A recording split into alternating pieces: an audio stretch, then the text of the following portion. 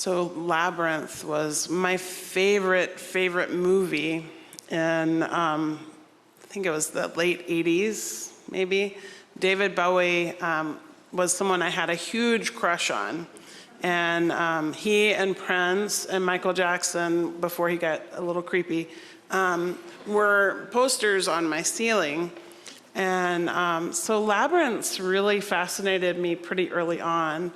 And also I was a big medieval junkie. I loved reading about castles and history, and thinking about labyrinths was very mystical. You know, you would see mazes, which are similar to labyrinths, but not quite the same. You'd see the hedge mazes, and of course the labyrinth at Chartres Cathedral is also very beautiful. So what are the inward and outward journeys that you are taking this year? On Tuesday, my son Aaron and I are going to hop into the car, and we'll be gone for a couple of weeks. I get to see my dad and other family, and we do this, excuse me, each year.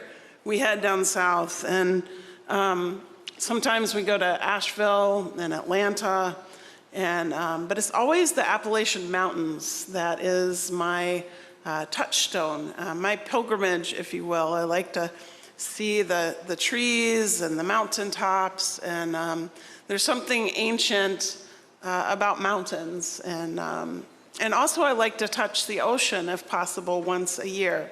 You know, going down to Mother Ocean and feeling its tides and just hearing the crash of waves is like a homecoming for me.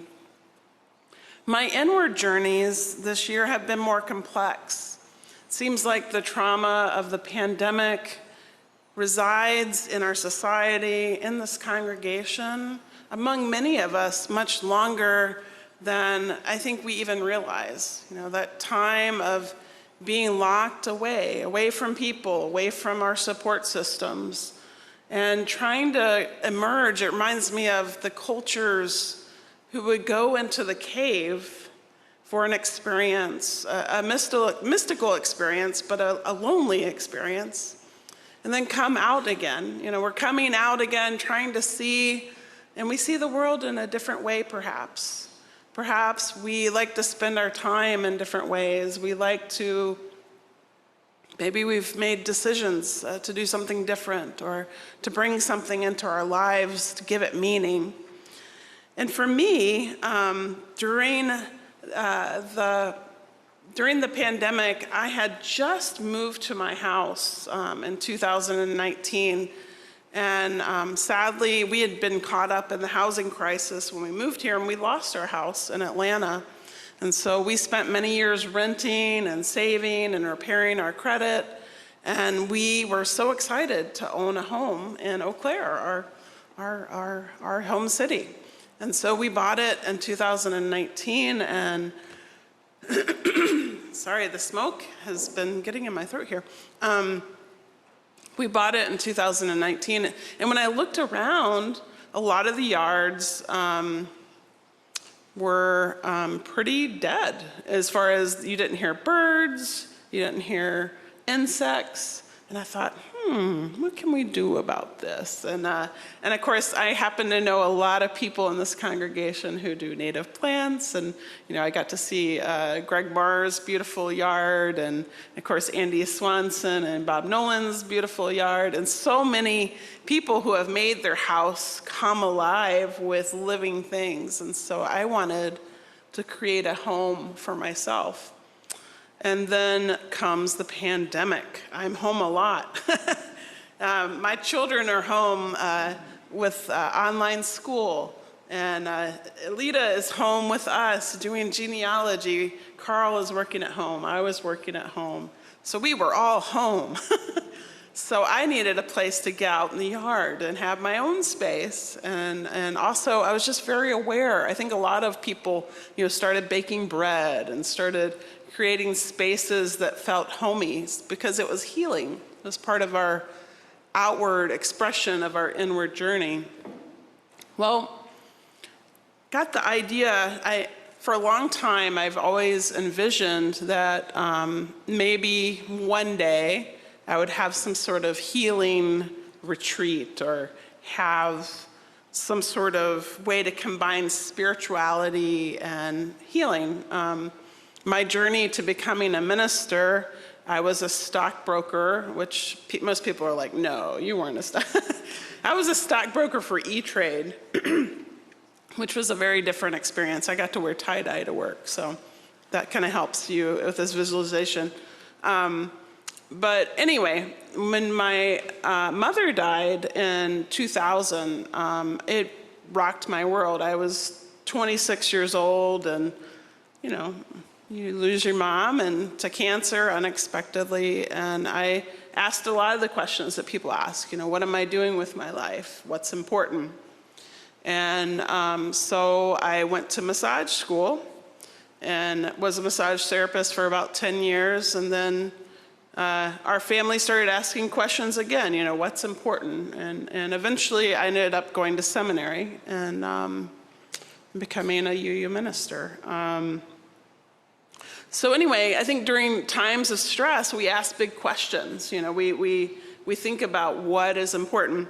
And so during the summer of 2020, I wanted to do something. I wanted to transform our yard. And so I started looking and thinking about, it might be nice to have a garden labyrinth. So Carl and I started researching stone labyrinths, garden labyrinths. Would it be made just of plants? Would we do a combination of both? What kind of labyrinth design would be best? And so Carl is a planner. So he started thinking about how it would fit into the front yard. He didn't want to draw out an architectural plan. Instead, he wanted to do it like the ancient peoples did. So we got a palette of stone, and then grabbed the biggest stones and started laying them in a line from our crabapple tree to the closest sidewalk.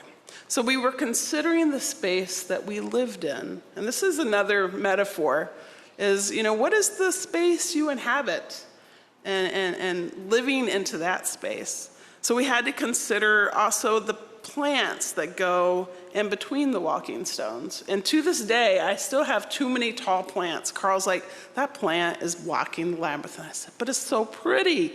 Yeah, but it's blocking the labyrinth. You can't walk in it. So of course, I do want to walk in the labyrinth. And yesterday, I got Aaron to pull the plants out. And I was like, oh, it's so sad to pull the plants out. But look, the labyrinth's clear. You're making space.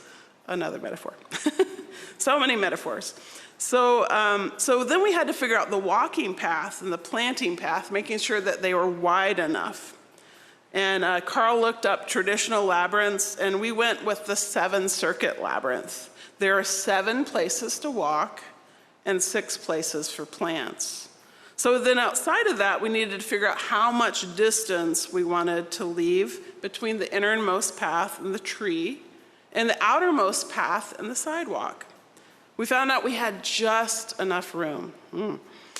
If we made the entrance of the labyrinth in a certain place. And so Carl started laying out spokes from the tree to the sidewalk and to the driveway and the house in the 4th direction. We needed to make it circular, and he also laid out spokes between the 4 axes that we had already done. And as he started doing this, people would stop. And I was trying to help him carry stone, which doesn't work too well with arthritic hands, but I was a good director. And we got the kids to help too, which was fun. And so he would be working on that, and people would say, oh, what you doing there? And before, the neighbors had been a little more Midwestern. They didn't bother us, we didn't bother them. They would do a polite wave, but they started talking to us. They're like, what is that? Is that an alien landing pad? Oh, I know. Oh, that's a labyrinth? How's that going to work? What kind of plants are you going to put in? So it became this focus point of talking and connection and community when we were at our most isolated and when people were at their most isolated. So I felt like it was kind of like the southern front porch, and we had a big bunch of iced tea going, hi neighbor, Hi, neighbor. And so what I've noticed that since the pandemic, a lot more people wave, a lot more people talk to you, a lot more people know their neighbors. There's still neighbors I don't know. There's still neighbors that ignore me because they don't like my crazy yard. That's fine. But there's more people. I'll see the kids going by and be like, I like your plants. Or they'll say, oh, there's fairies. I'm like, yes, there's fairies. And so it's so magical to create your space. You know, how do you make your home come alive? Your outward journey and your inward journey. And so we went through all of this and achieved a balance between something that was inspired by ancient sources and that had this geometric feel. The oldest known labyrinth is the classical seven-circuit labyrinth, and that was the Cretan labyrinth, which Carl talked about. And it draws on the mystical number 7, a number of transformations and visions. And in medieval times, the 7 circuits were seen to correspond with the 7 visible planets. And a walk in the labyrinth was considered a cosmic journey toward the heavens. And as some of you might know, I have been considering what to do. The board has voted that I can have a sabbatical. And that will be happening next summer, July 15th through October 15th. And so we'll talk more about that later. But this year, in preparation for that, I'm going to start what's called a spiritual direction program. And that sounds like you're being a bossy spiritual person, but you're not. Spiritual direction is actually all about listening. And it's sitting with people kind of in the Quaker or Parker Palmer style and just listening to people. And it'll help me with pastoral care and spiritual practices, just like walking a labyrinth. And so I got really excited about thinking about for my sabbatical and also just now in my ministry, labyrinths are a great spiritual metaphor. And anyway, I ran across this book called Walking a Sacred Path, Rediscovering the Labyrinth as a Spiritual Practice. And the woman who wrote it was one of the early Episcopal priests, and she worked in a cathedral, and she had this crazy idea to bring a labyrinth to her cathedral. And at first people were like, no, we can't do that. No. But she had gone to Chartres, and she had, what was funny is she had gone there with a bunch of pilgrims, and they wanted to walk the labyrinth. And people didn't apparently walk it as much during the time she was there, or not as active, but they literally took away all the chairs in the chapel without asking. And it was over 200 chairs. And then they started walking the labyrinth. And it was about 115 people. And what's really special about walking the labyrinth with other people is you kind of forget where you're going. And then you'll suddenly turn, and then you see somebody, and they're turning. And it becomes almost like this dance. And it's really beautiful and quiet. You get to be present with your breath and the movement. Some people pray, some people have meditation. It doesn't matter your spiritual belief, but it's that being in the present moment. So she said about getting lost in the labyrinth, which is the whole idea of today's service. The path through the labyrinth is a two-way street. When we meet someone going in the opposite direction, how do we greet, meet, and step around the person? We may choose to step off the path. If the labyrinth is new to us or it is crowded, our eyes can become confused by the lines. We may step back into the wrong place and lose our way. This can cause some anxiety. But if we do get lost, one of two things can happen. We either return to the center or return to the entrance, and usually we have learned something about ourselves. One walker wrote to her and said, "My journey in the labyrinth yielded far more than I expected. I experienced the walk itself as a wonderful metaphor for the way I walk my days, just as it was meant to be, trusting, not trusting in the path, my ability to follow it, whether it was the right one, sitting in the center and listening to the word open pulse through me. Although the words of the messages or silence we receive very greatly at the root, I believe the wisdom leads us to one place: healing, connection, and love for life." I know there can be many kinds of spiritual practices. We can, some people have trouble walking a labyrinth, and they can do a finger labyrinth. Some people wash dishes as a spiritual practice. Some people sing, like, I know this rose will open. I know my fear will burn away. I know my soul will unfurl its wings. I know this rose will open. I know this rose will open. I know my fear will burn away.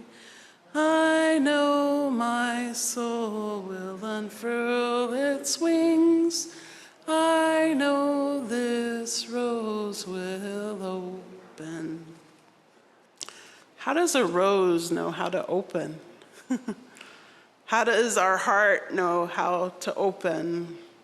How do we create those moments where we can be vulnerable and held? How do we get outside of our heads and into that spiritual space that lets us encounter the other, whatever the other is? And labyrinths can be a tool for that. They spiral in and they spiral out.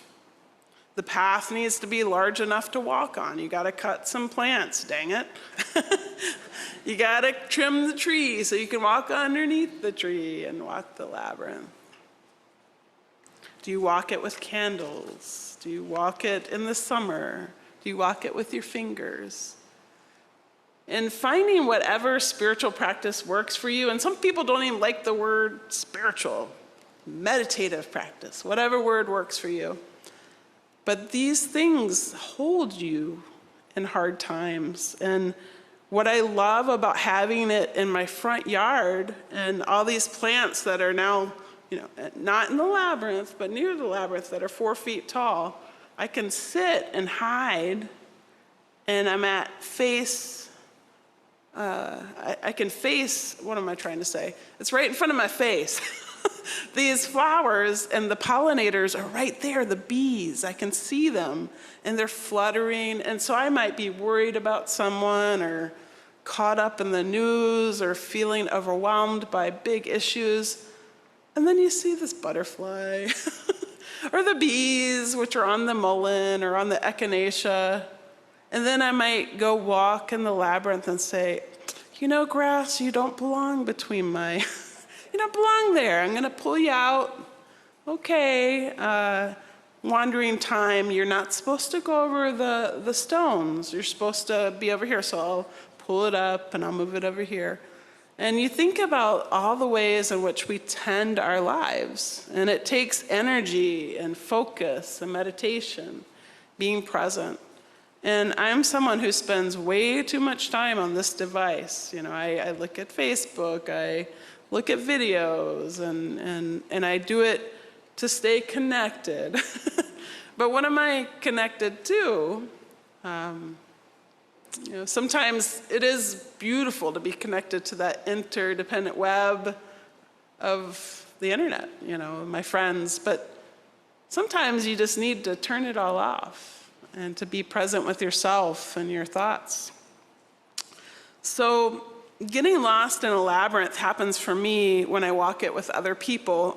Rose Kilmurray and I went to the Christine Center during General Assembly, and Danny Higley joined us. And at the Christine Center, they have a gravel labyrinth.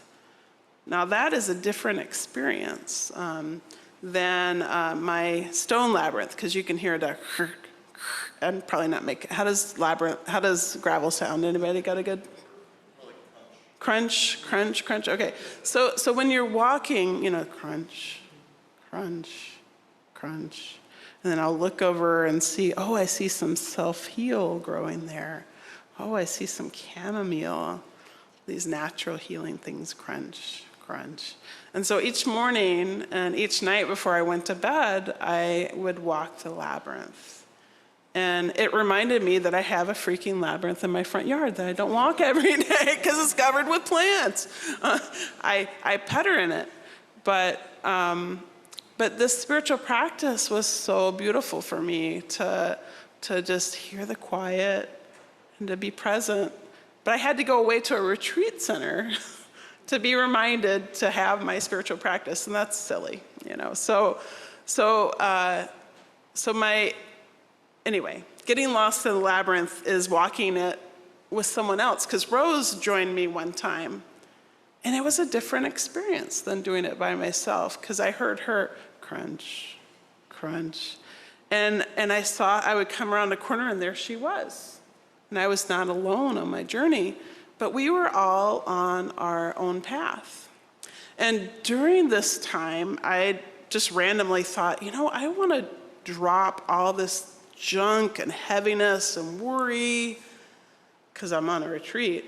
And, it's good to have a chance to let that go. I took a rock. There was a pile of stones, so I took a rock, and each time I would walk inward, I would come to this little labyrinth, and I would think about something, and I would drop the rock and let it go. Kind of like we do in our fire communion. And then I picked up a rock for what I wanted to take out with me, and I walked out with that thought, and then gave it back to the pile of rocks. So each day I did this morning and evening, and I left the Christine Center feeling so much lighter, so much more supported, so much more vulnerable and human, instead of, we walk around so protected because there's so much going on in the world. And that's not necessarily a bad thing, but we need spaces where we can cry, spaces where we can sing and be joyful and feel our feelings. So Catherine Anderson wrote, "This is not walking. This is touching the ground with reverence. This is stepping inwards. This is slowing down. This is listening to the bones of the body, receiving messages from deep within. This is breathing through the soles of our feet into the wide open sky. This is turning towards self. This is not walking. This is awareness of senses. This is letting go of heaving news. This is one slow step at a time, time slowing. This is embodied prayer. This is gratitude for joy, for sorrow, for each opening to growth. This is moving towards peace." When I was in seminary, I read a book called Fumbling, A Journey of Love, Adventure, and Renewal on the Camino de Santiago by Carrie Egan. And I was 33 when I went to seminary, so still had a lot of memory of my mom's death. And this young woman went to Harvard Divinity School and lost her father. And she decided to walk the Camino de Santiago. And, as many memoirs go, walking the Camino de Santiago is a pain in the butt. Your feet get messed up, it's hot, nothing goes the way you think it should. And yet, she was trying to find herself in this journey. And many of the reasons why people go on pilgrimages is a sense of seeking. And I think the biggest thing is not all who wander are lost. I think Unitarians can agree with that. We find our nuggets along the way. And, in an effort to get away from it all, we find that there's no perfect transition from grief to wholeness. There's no perfect pilgrim. You can walk hundreds of miles and still not have your answer. And yet it's that spiritual practice of walking, that supportive community. I don't know if you've heard about people who walk the Appalachian Trail, but people bring you gift packages, you have trail names, you get to do all these interesting things because you're outside of your normal life. But then when we come back, what will we do? Will we create spaces? Will we walk the Labyrinth at our house or at Phoenix Park? Or will we do it in our heads, just quietly if we're having a tough day?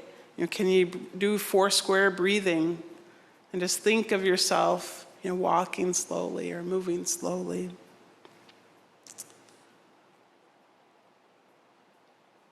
So I invite you to think about, as you go forth in the summer, a chance to slow down. What is it that might push you outside of your comfort zone? A spiritual practice may be sitting with the Quakers one Sunday, maybe going to the mindfulness group on Mondays with Virginia.